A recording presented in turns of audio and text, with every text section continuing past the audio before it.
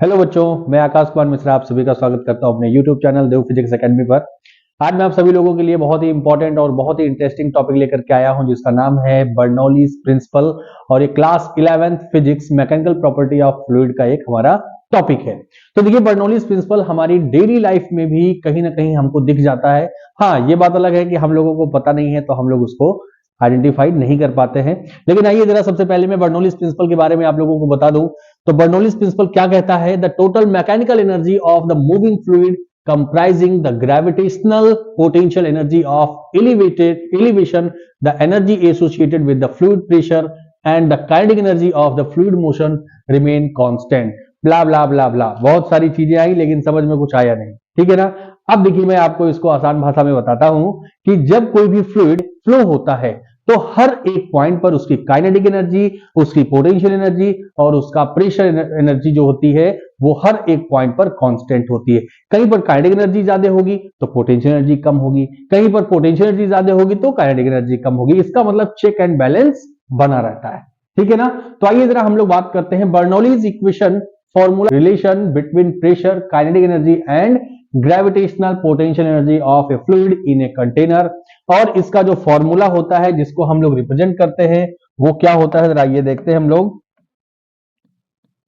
Kinetic energy plus potential energy plus pressure head. ठीक है, pressure head ये जो होती है इसका सम जो होता है वो क्या होता है? कांस्टेंट होता है। देखिए, इसको और भी आसान तरीके से मैं कह सकता हूं, तो आइए जरा हम लोग देखते हैं थोड़ा सा आसान तरीके से, जिससे कि हम लोगों को ये बर्नौलीज इक्वेशन जो है या बर्नौलीज प्रिंसिपल जो है वो याद रहे। मैं यहाँ पर कुछ कीवर्ड्स लिखता हूं आपके लिए, आपको कीवर्ड्स याद रखने हैं जिसकी वजह से आप लोग बर्नौलीज प्रिंसिपल को एक्सप्लेन कर सकते हैं। तो सबसे पहला जो कीवर्ड है मेरे पास वो है नॉन विस्कस। दूसरा कीवर्ड है मेरे पास इनकम्प्रेसिबल। थर्ड कीवर्ड जो है मेरे पास वो है स्ट्रीमलाइन, स्ट्रीमलाइन फ्लो। ठीक है, streamline flow. And last one is frictionless. ठीक है, फ्रिक्शनलेस। ये मेरे पास कुछ कीवर्ड्स हैं जिस कीवर्ड से मैं बर्नौलीज प्रिंसिपल को आपको बताऊंगा। देखिए, यहां से मैं ये कह सकता हूं कि जब कोई भी non viscous incompressible fluid streamline flow में फ्लो होता है विदाउट फ्रिक्शन। ठीक है, when a non-viscous incompressible fluid flow in a streamline without friction, then the sum of kinetic energy, pressure energy and potential energy will remain constant। ठीक है ना? तो ये एक सबसे आसान तरीके से हमको समझ में आ गया कि जब कोई भी नॉन विस्कस और इनकम्प्रेसिबल फ्लूइड स्ट्रीमलाइन फ्लो में फ्लो होता है, वो भी कब? Without friction. तो काइनेटिक एनर्जी, प्रेशर एनर्जी और पोटेंशियल एनर्जी का जो सम होता है हर एक पॉइंट पर कांस्टेंट होता है। देखिए, इसका एक डेरिवेशन भी है जो हम लोगों के एग्जाम में बार बार पूछा जाता है कि बर्नौलीज प्रिंसिपल का इक्वेशन डेराइव करिए। तो आइए हम लोग इसको प्रूफ करते हैं, इसका डेरिवेशन करते हैं। और उस डेरिवेशन के लिए भी मैं यहां पर कुछ कीवर्ड्स रखूंगा आपके पास और हर एक कीवर्ड्स को हम लोग प्रूफ करते हुए चलेंगे। नेक्स्ट पेज पे आता हूं मैं। तो यहां पर देखिए, जो पहला कीवर्ड है मेरे पास वो है काइनेटिक एनर्जी का। काइनेटिक एनर्जी क्या होती है बच्चों? तो वो होती है हाफ एम बी स्क्वायर। ठीक है। दूसरा जो हमारे पास कीवर्ड है वो है पोटेंशियल एनर्जी का, और पोटेंशियल एनर्जी आपको पता है वो कितनी होती है? एम जी एच होती है। और तीसरा जो हमारे पास कीवर्ड है वो है वर्क डन का, जो कि यहां पर होगा पीडीवी। ठीक है, हम लोग वन बाय वन इन तीनों कीवर्ड्स का यूज करेंगे और इन तीनों के लिए इक्वेशन फाइंड आउट करेंगे और हमारा देखते ही देखते बर्नौलीज इक्वेशन का फाइनल कंक्लूजन भी आ जाएगा। तो देखिए, यहां पर ये जो फिगर है, जरा फिगर के बारे में हम लोग डिस्कस कर लेते हैं। जो फिगर है आप देख पा रहे होंगे कि जो पॉइंट ए है वो कुछ h1 हाइट पर है और जो हमारा पॉइंट बी है वो h2 हाइट पर है, और जो फ्लूइड है हमारा वो कुछ इस डायरेक्शन से v1 वेलोसिटी के साथ फ्लो होता हुआ आएगा और इस बी पॉइंट से बाहर निकल जाएगा। ये जो ए वाला पॉइंट है हमारा, इसका क्रॉस सेक्शनल एरिया है हमारे पास A1, और ये जो बी पॉइंट है इसका जो क्रॉस सेक्शनल एरिया है वो है A2। ठीक है, आप यहां पर देख पा रहे होंगे कि जो फ्लूइड इस पाइप में फ्लो हो रहा है, काइनेटिक एनर्जी कहां पर ज्यादा होगी? पॉइंट ए पर या पॉइंट बी पर? आप बताओ। तो पॉइंट ए पर जो काइनेटिक एनर्जी होगी कंपैरिजन देन पॉइंट बी, कम होगी। इसका मतलब कि यहां पर जो काइनेटिक एनर्जी होगी मैं कहूं हाफ एम वी स्क्वायर, और यहां पर जो काइनेटिक एनर्जी होगी वो होगी half M V two square, ठीक है ना, वी टू स्क्वायर। लेकिन काइनेटिक एनर्जी कहां की ज्यादा होगी, तो यहां काइनेटिक एनर्जी ज्यादा होगी और यहां पर कम होगी। तो जब फ्लूइड ए से बी की तरफ फ्लो हो रहा है तो काइनेटिक एनर्जी में इंक्रीमेंट हो रहा है या डिक्रीमेंट हो रहा है, तो बिल्कुल काइनेटिक एनर्जी क्या हो रही है, इंक्रीज हो रही है। तो मैंने यहां पर लिखा कि इंक्रीज इन काइनेटिक एनर्जी, पहला पॉइंट क्या कह रहा है, इंक्रीज इन काइनेटिक एनर्जी। तो काइनेटिक एनर्जी के अंदर इंक्रीजमेंट कितना हुआ, तो मैं कहूंगा 1/2 M v2 square minus 1/2 M v1 square. इसको मैंने नाम दे दिया इक्वेशन नंबर फर्स्ट, ठीक है। देखिए जो फाइनल बी पॉइंट पर हमारी काइनेटिक एनर्जी थी उसमें से मैंने ए पॉइंट की काइनेटिक एनर्जी को माइनस कर दिया। काइनेटिक एनर्जी की बात हो गई। अब जरा हम लोग बात करते हैं पोटेंशियल एनर्जी की।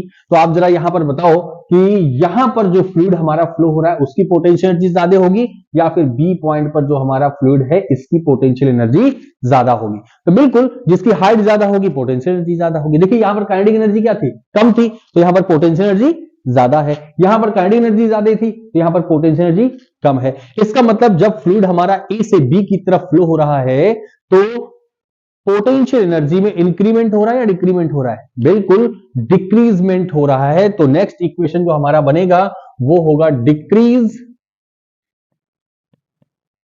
डिक्रीज इन पोटेंशियल एनर्जी, ठीक है। तो ये क्या होगा, M G H one minus M G H two. इसको मैंने कह दिया इक्वेशन नंबर 1। अब देखते चलिए, आप यहां पे जो भी मैंने की पॉइंट्स लिखे मैं उसी के अकॉर्डिंग कर रहा हूं। पहले मैंने काइनेटिक एनर्जी के लिए इक्वेशन निकाली, फिर पोटेंशियल एनर्जी के लिए निकाली, अब मैं वर्क के लिए इक्वेशन निकालूंगा। तो यहां देखिए अब मैं वर्क कहां कहां पे कैलकुलेट करूंगा। सबसे पहले मैं वर्क कैलकुलेट करूंगा पॉइंट ए पर और फिर पॉइंट बी पर। लेकिन आपको पता है कि वर्क का फॉर्मूला क्या होता है, वर्क इज इक्वल टू होता है फोर्स इंटू डिस्प्लेसमेंट, ठीक है। तो फोर्स कहां से आएगा, देखिए जब ये फ्लूइड फ्लो हो रहा है v वेलोसिटी से तो जाहिर सी बात है कुछ ना कुछ प्रेशर भी होगा वहां पर। तो मैं अगर ऐसा मान लूं कि यहां पर प्रेशर कितना है, P1 प्रेशर है, ठीक। और फोर्स का जो फॉर्मूला होता है वो क्या होता है, प्रेशर जो होता है वो क्या होता है, pressure is equal to force upon area होता है। और अगर यहां से मैं फोर्स कैलकुलेट करना चाहूं तो ये हो जाएगा पी ए, यानी कि pressure into cross sectional area. अब चूंकि यहां पर प्रेशर कितना है, P1 है, और क्रॉस सेक्शनल एरिया कितना है, A1 है, तो मैं फोर्स की जगह पर क्या लिख सकता हूं, P1 A लिख सकता हूं, ठीक। फोर्स आ गया। अब डिस्प्लेसमेंट हमको चाहिए, तो मैंने ऐसा माना कि जब ये फ्लूइड इस पाइप के अंदर इंटर किया तो टी टाइम में उसने ये डिस्टेंस कवर की, ठीक है ना। मैंने कहा यहां तक डिस्टेंस इसने कवर की। तो अब आप ये बताओ कि ये जो डिस्टेंस कवर की इस फ्लूइड ने वो डिस्टेंस कितनी होगी टी टाइम में, अगर वो v1 वेलोसिटी से जा रहा है। तो जाहिर सी बात है speed is equal to distance upon time होता है। तो डिस्टेंस इज इक्वल टू क्या होगा, स्पीड इंटू टाइम होगा, यानी कि ये हो जाएगा v1 इंटू टी, ठीक है, v1 इंटू टी हो जाएगा। कोई बात नहीं, डिस्प्लेसमेंट की अगर बात की जाए तो डी हमारे पास वैल्यू आ गई v1 इंटू टी, ठीक है। तो फोर्स आ गया, डिस्प्लेसमेंट आ गया। इसका मतलब मैं पॉइंट ए पर वर्क कैलकुलेट कर सकता हूं। तो यहां पर देखिए हम लोग वर्क कैलकुलेट करेंगे। तो यहां पर थर्ड पॉइंट से जो वर्क हमारे पास आएगा वो होगा फोर्स इंटू डिस्प्लेसमेंट। फोर्स की जगह पर मैं क्या लिखूंगा, P1 A1, ठीक है, और डिस्प्लेसमेंट की जगह पर V1 T, डिस्प्लेसमेंट की जगह पर V1 T, ठीक है। ये मैंने लिख दिया वर्क, कहां पर, एट ए। ये वर्क जो है वो एट ए पर हो रहा है, ठीक है। अब यहां पर आप देखो तो ये जो इक्वेशन हमारे सामने लिखी हुई है, क्या मैं यहां पर A1 V1 T इसको मैं क्या लिख सकता हूं, जरा फिगर के अकॉर्डिंग देखते हैं हम लोग A1 V1 T को क्या लिख सकते हैं। देखो A1 क्या है, इसका क्रॉस सेक्शनल एरिया है, V1 क्या है, V1 और T ये डिस्टेंस है। इसका मतलब कि ये देखो कुछ पाइप इस तरीके से बनी हुई है जिसका क्रॉस सेक्शनल एरिया कितना है, A1 है, और ये जो लेंथ है, ठीक है, ये जो लेंथ है इसको मैंने कहा ये है V1 T। अगर मैं आपसे कहूं कि इस पाइप का क्या निकालो, आप वॉल्यूम निकालो, तो क्या निकालोगे, cross sectional area into height, यही तो करोगे। इसका मतलब A1 V1 T को मैं क्या कह सकता हूं, इसका वॉल्यूम कह सकता हूं, ठीक है ना। तो देखिए हम लोग यहां पर क्या लिखेंगे, इसकी जगह पर ये हो जाएगा P1V, V कह सकता हूं, ये है वॉल्यूम, वेलोसिटी मत कह देना, ये वाली वेलोसिटी है, ये हमारा वॉल्यूम है। ठीक है, अब अगर वॉल्यूम की बात करें तो वॉल्यूम को मैं और भी क्या लिख सकता हूं, तो हमको पता है कि डेंसिटी इज इक्वल टू क्या होता है, मास पर यूनिट वॉल्यूम, और अगर वॉल्यूम को लिखना चाहें तो वॉल्यूम इज इक्वल टू होगा मास पर यूनिट डेंसिटी, यानी कि मास अपॉन डेंसिटी। तो यहां पर जो हमारे पास वर्क आ जाएगा एट ए, तो वो होगा कितना, देखो यहां पर कैलकुलेट करके हम लोग निकाले हैं, जो कि है P1 M अपॉन रो। ये कहां पर है, एट ए, ये जो वर्क हमने निकाला है वो है एट ए। सिमिलरली अगर मैं बात कहूं एट बी, तो बी वाले पॉइंट पर भी जो वर्क होगा वो कितना होगा, वो वर्क होगा हमारे पास P2M बाई रो। ठीक है, तो ये हमने ए और बी, देखिए यहां पर ये जो ए और बी दोनों है, यहां पर हमने वर्क को कैलकुलेट कर लिया, जो कि हमारे पास P1 M बाई रो आया और P2 M बाई रो आया। लेकिन हमको तो क्या चाहिए, हमको तो नेटवर्क चाहिए, हमको तो नेटवर्क चाहिए ना।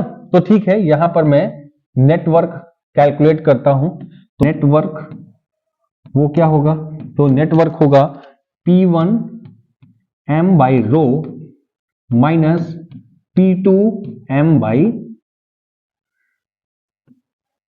रो। ठीक है, ये इसको मैंने कह दिया इक्वेशन नंबर 3। अब आप देखो जो मैंने तीनों कीवर्ड्स लिए थे, यानी कि kinetic energy, potential energy, work, इन तीनों के लिए तीन इक्वेशंस हम लोगों ने यहां पर कैलकुलेट कर ली। और बर्नौलीज प्रिंसिपल जो है वो कहीं ना कहीं एनर्जी कंजर्वेशन पर भी वर्क करता है। इसका मतलब कि जितनी एनर्जी इस ए पॉइंट पर थी उतनी एनर्जी बी पॉइंट पर भी होगी। तभी तो हमने कहा कि सभी एनर्जी का सम क्या हो रहा है, कांस्टेंट हो रहा है, एनर्जी कंजर्वेशन को फॉलो कर रहा है। तो अगर मैं यहां पर एनर्जी कंजर्वेशन का लॉ फॉलो करूं तो देखते हैं जरा कि क्या आता है हमारे पास इक्वेशन। देखिए यहां पर अगर मैं एनर्जी कंजर्वेशन को फॉलो करता हूं तो by energy conservation, by energy conservation क्या होगा, तो कंजर्वेशन में अगर देखा तो इंक्रीज किस में हुआ है भाई, काइनेटिक एनर्जी में, यानी कि मैं कहूंगा 1/2 m v2 square minus 1/2 m v1 square is equal to, यानी कि kinetic energy is equal to decrease in potential energy, यानी कि mgh1 माइनस mgh2, फिर प्लस कर दिया हमने किसके लिए, वर्क डन के लिए। तो वर्क डन क्या है, P1 M by rho minus P2 M by रो। ठीक है, ये हमारे पास इक्वेशन आई। अब यहां पर मैं क्या करूंगा, जो भी 1 वाले टर्म है उनको एक साइड में और जो भी 2 वाले टर्म है उनको एक साइड में। तो यहां देखो हमारे पास है 1/2 m v2 स्क्वायर, यहां पर देखो ये mgh2 है, इसको इधर लेकर के आएंगे माइनस है तो इधर क्या हो जाएगा, प्लस हो जाएगा, यानी कि mgh2। फिर उसके बाद यहां पर देखो ये P2 वाला भी क्या है, माइनस है, उधर इधर आएगा तो प्लस हो जाएगा, तो ये हो जाएगा P2 M बाई रो।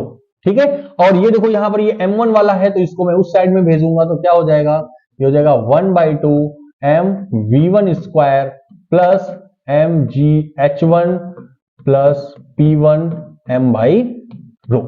ठीक है, अब आप यहां पर देख रहे होगे कि इनिशियल ए पॉइंट पर जितनी एनर्जी है उतना ही हमारा बी पॉइंट पर भी है, यानी फाइनल पॉइंट पर भी है। इसका मतलब कि मैं यहां से कह सकता हूं कि 1/2 m v2 square plus mgh2 minus, अरे सॉरी यहां पर प्लस होगा माइनस नहीं होगा, ये प्लस है, plus P2 M by rho is equal to constant. और यही हमारा क्या कहता है, बर्नौलीज का प्रिंसिपल कहता है, और इसको हम लोग एग्जाम में भी इसी तरीके से प्रूफ कर लेंगे। ठीक है, तो मैं उम्मीद करता हूं आप सभी लोगों को अच्छा लगा होगा, समझ में आया होगा। अगर अच्छा लगा तो लाइक करिए, शेयर करिए और सब्सक्राइब भी करिए। Thank you very much.